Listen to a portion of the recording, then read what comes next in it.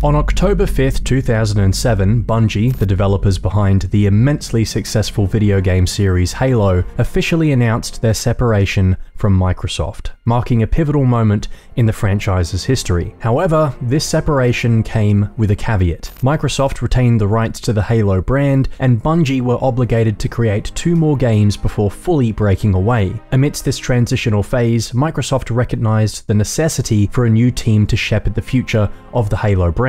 Thus, for better, or maybe for worse, 343 Industries was born. Bonnie Ross, then general manager of Xbox, took the helm, and Frank O'Connor, a former content manager for Bungie, assumed the role of franchise director. Ross, driven by a passion for the series' expansive lore, successfully advocated for Halo's evolution into a multifaceted franchise that could encompass a television show, more books, more comics, podcasts, and one day, even movies. 343's first creative endeavor aimed to redefine the scope of Halo as a multimedia entity. Unveiled at San Diego Comic-Con in July 2009, O'Connor announced an ambitious project set in the Halo universe, Halo Legends, a collection of animated shorts crafted by various Japanese animation studios. O'Connor provided these studios with a collection of broad script treatments and a ton of creative freedom, resulting in diverse presentations reflecting the unique styles of each team. Upon release, the reception to Halo Legends was mixed, likely due to its divergence from the established norms of the Halo franchise up until that point. But now, nearly 15 years since its debut,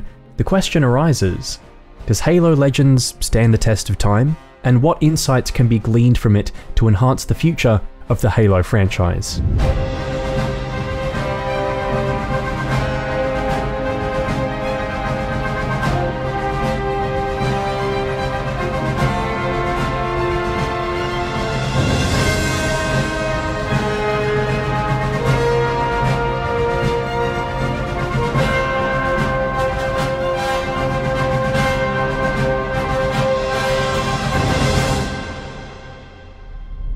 Hello there guys, gals, ladies and gentlemen, my name is Laperladen, and Halo Legends. When 343 let their inner weeaboos shine. Because, I don't feel like anybody here is on my anime expertise level. And made some of the coolest yet most underrated stories in the Halo universe. Because I had quite a few comments asking me to talk about Legends, I dug up my DVD copy and gave each short a watch for the first time in years. And more importantly, like the content creator I am, I've decided to rank them all on a tier list. The first 2 shorts of the collection, animated by Studio 4C, or Studio 4 degrees Celsius, are aptly titled Origins, no, not that one, Parts 1 and 2, and essentially tell an abridged version of the events of the Halo universe up until the ending of Halo 3. After all her adventures with Master Chief, time spent amongst Forerunner tech and the Gravemind, Cortana pieces together what she believes are some of the key events of the Forerunner Flood War and narrates the story, though you'll notice right away that it's unfortunately not Jen Taylor doing the voice. For whatever reason, the original cast weren't approached to do the English dub for Halo Legends, and so Cortana and Master Chief are both voiced by veteran voice actors Shelley Kayleen Black and David Wald respectively, who were likely cast due to their long careers of doing the English dubs for various international animations. For the most part, they both do an alright job, but I personally miss the OGs. Part 1 of Origins starts by showing us Forerunner society at its peak, when suddenly the Flood jump off the battle bus and like any good Fortnite player they start demolishing shit right away. Very quickly, the oldest and most advanced civilization in the galaxy is overwhelmed. We see examples of the Forerunners' attempts to contain the spread of the Flood, a look at some of their ships' technology, including these awesome hard-light weapons that I wish we saw in a game at some point, and even some repurposed designs from Halo games that were scrapped, like Paul Russell's concept for a Forerunner city from Halo 3. And as far as I'm aware, this was the first time we saw the Forerunners and the Forerunner Flood War depicted visually and not just in hearsay or talked about in terminals. The depiction of the Forerunners in this short is easily my favorite in all of Halo.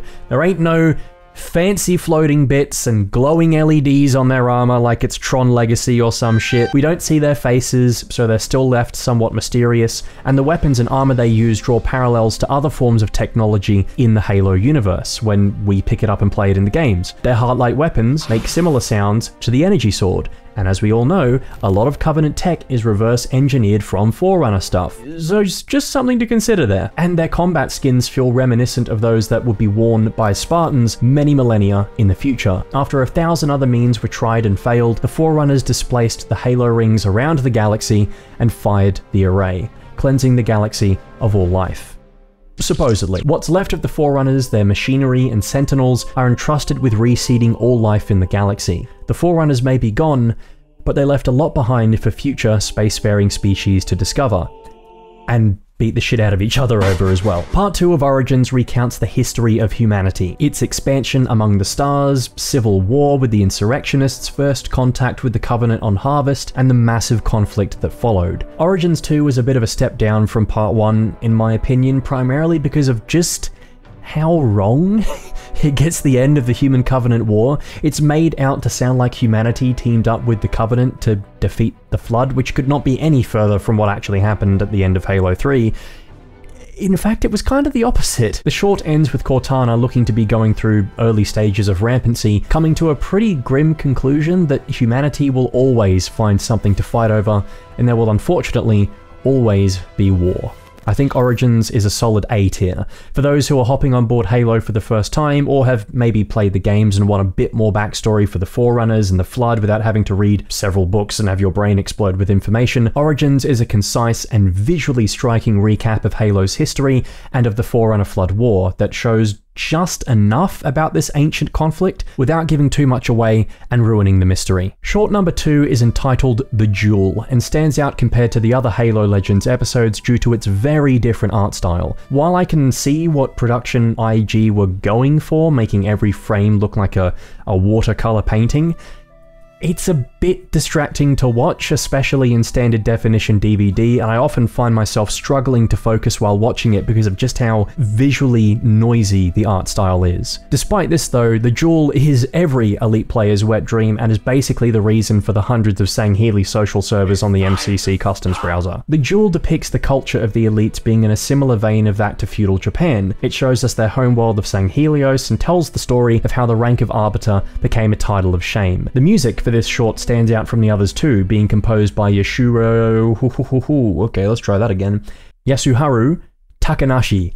I hope I got that right, who goes all out on the Japanese style that the rest of the short evokes. Hundreds of years before the time of Thelvadami, the Arbiter that we know, an Arbiter called Fal Chavami, not confusing at all, openly rejects the Covenant religion and the Great Journey. Fal is charged with heresy, and who I'm guessing is the Prophet of Truth's great-great-grandpappy, unless they live for hundreds of years, orders his death. Though not before this scary-looking motherfucker called Haka kills the Arbiter's wife, Han, who...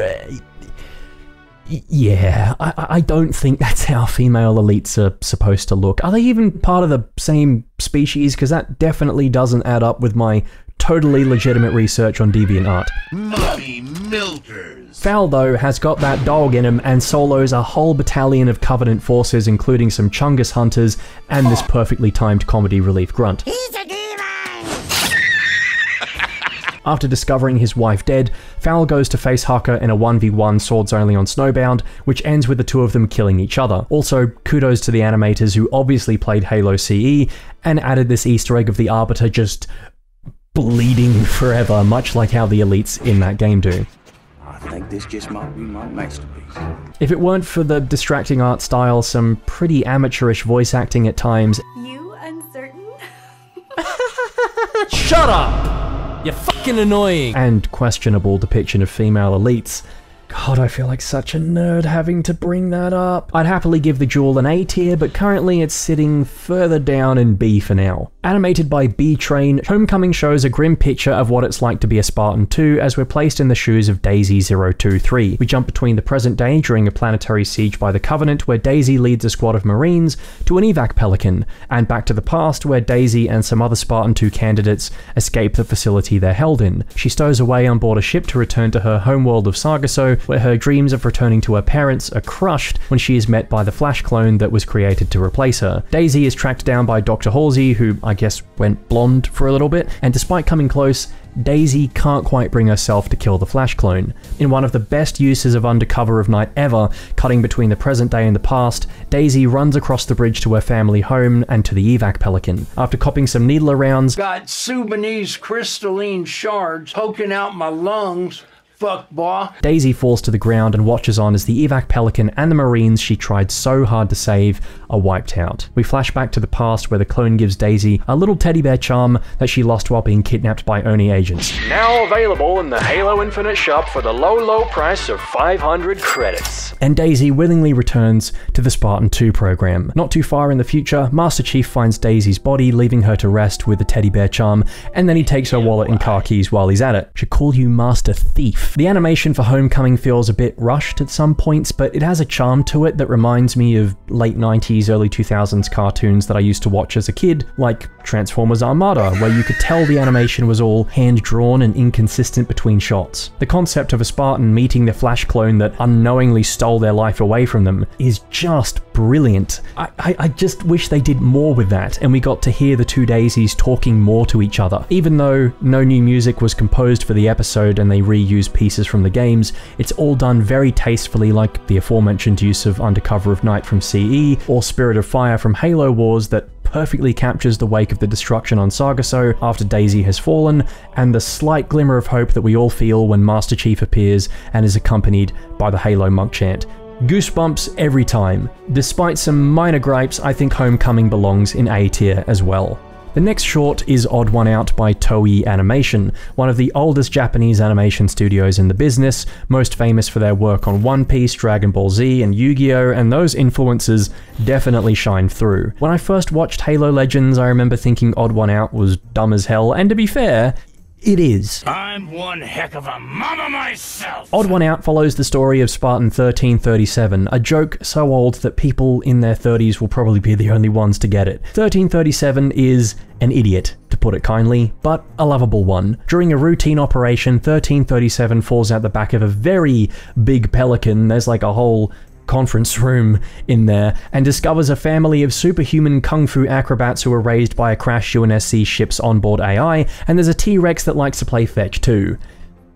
Yeah, I told you this shit was fucking wild. The Prophet of Truth dispatches a roided out, cybernetically enhanced brute to fight 1337, who is also a massive blithering idiot, and hilarity ensues. I also love how Truth is framed like your typical scheming cartoon villain who is surrounded by idiots. I need a vacation. This is a peek into an alternate universe where Halo was a Saturday morning cartoon for Nickelodeon. If you take it as that, and not too seriously, it's a really fun time, and I particularly like how when 1337 fights the roided out brute, he throws his gun away, like guns aren't the answer, but blunt force trauma is. On its own and as a source of memes for shitposting, it's great, but compared to the other shorts from Legends, I'd say it's one of the weaker entries in the bunch, probably a C tier. Now we're getting to the real heavy hitters. Prototype is the polar opposite of Odd One Out and is a far grittier story about a sergeant nicknamed Ghost, not of the modern warfare kind, who has earned a reputation among the Marines for being a cold, disconnected leader. At some point in the past, Ghost loses a platoon of Marines, with one soldier dying in his arms, her final request for him to just be a bit more human. A message that sticks with him into the present day, where his new team is tasked with destroying an experimental weapons research facility. Not wanting a repeat of his last mission, and despite being warned by his superiors, instead of destroying the experimental weapons, Ghost commandeers a set of power armor. He uses the suit's weapons and abilities to buy some time for the Marines still on world so they can evac, eventually triggering the suit's self-destruct sequence that has a familiar activation phrase. Bone Studios brings their A-game for this one. The animation is smooth and visually striking. The design for the prototype Spartan armor is really fucking cool. In fact, all the character designs are super faithful to the source material, and the end of the short it hits me where I live, man, every time. I do want to say more about this one, but I think it's honestly worth watching yourself. Easy S tier. The next short, also animated by Studio 4C, is The Babysitter. I'm nobody's babysitter. On a mission to assassinate a prophet, an ODST fire team consisting of Private O'Brien, Master Sergeant Cortez, Corporal Taylor Miles, or Dutch, yes, the same Dutch from ODST, are backed up by the surprise inclusion of a Spartan to their team, Cal 141, who will be replacing O'Brien as the sniper for the mission. Dropping in under the guise of a meteor shower, Corporal Checkman's drop pod gets toasted, and O'Brien gets stuck in a swamp and is rescued by the Spartan, who does not say a word, communicating only in hand signals and looks. While trekking to the sniper lookout, they come across some Japanese-inspired ruins that are implied to be Forerunner, though they definitely don't look Forerunner, and are attacked by a brute chieftain. O'Brien almost gets his stupid ass killed again, and is still pissy with the Spartan. Once they finally reach the lookout and Cal prepares to snipe the Prophet, the chieftain comes back with a vengeance, striking Cal with a gravity hammer and putting her out of action. Cal's helmet rolls off, it's revealed that she's a she, and suddenly a whole generation of kids have grown up to have a Spartan, mummy, dominatrix fetish, and all want death by Snoo Snoo. Thanks for creating a whole new genre of degeneracy, Studio 4C, and for making this video way hornier than it needed to be. She urges O'Brien to take the shot, knowing he's the only one who can do it. O'Brien taps into his Sniper Elite 3 skills, and the Prophet gets his brains splattered on the floor. Before unfortunately succumbing to her wounds, Cal provides the ODSTs with recordings of the Forerunner ruins and tells them to forward the intel on to Dr. Halsey. Back on board the ship, the ODSTs have a newfound appreciation for Spartans, realizing that they aren't all that bad. The Babysitter is another great standalone story, and I love how it examines the one-sided rivalry between Spartans and ODSTs. It's an easy favorite of mine, and deserving of an S tier as well, in my opinion. And the final short is The Package. On board a cloaked Oni prowler, Master Chief, Kelly, Fred, Arthur, and Solomon, you can tell who the disposable Spartans are just from their names, can't you? Are on a mission to retrieve an important package from a Covenant fleet, and I'm not talking like UPS or Amazon. Using the Halo universe's version of speeder bikes from Star Wars, the Spartans try to retrieve this mysterious package, losing Solomon and Arthur along the way to spicy space pickles and bad driving respectively. Chief, Kelly, and Fred trace the package to the Covenant's capital ship, blowing a hole into the side of the ship and sprinting their way through the ship's corridors while the Halo theme is on full blast. Let's sprint this. Now I'm gonna pretend I didn't hear what I clearly just heard. In a last-ditch effort, the elite commander of the vessel starts disconnecting parts of the ship to try and stop the Spartans. Fred stays behind to buy the Chief more time, and Kelly yeets Chief through space as the ship disconnects around them. The package is revealed to be Dr. Halsey in cryostasis. Before they can get off the ship and escape, Chief and Halsey get cut off by an elite major who challenges the Spartan to an energy sword duel, though he gets sucked up and the rest of the ship starts to detach before the major can finish the job. Chief and Halsey get off the ship in an escape pod before the rest of the Covenant fleet pieces out via slipspace. Fred and Kelly are revealed to be alive and have acquired a Covenant Seraph. They all get picked up by the Prowler, and everyone lives happily ever after. A lot of people froth this short, but I've always found it to be okay at best. The animation is fine. I'd love to see a Halo animated series in this style, because it almost feels like a proof of concept for a larger show in that regard. Though I've always thought the dialogue and the delivery were a bit much, and the fact Kelly has heels and boob armor. Yes. Interesting. And Halsey is almost written like she's flirting with Chief, which I just don't... Nah, that's all kinds of fucked up. This is gonna be a hot take, but I'm putting The Package down in C tier. It's my least favorite of the shorts, but it's still an enjoyable watch.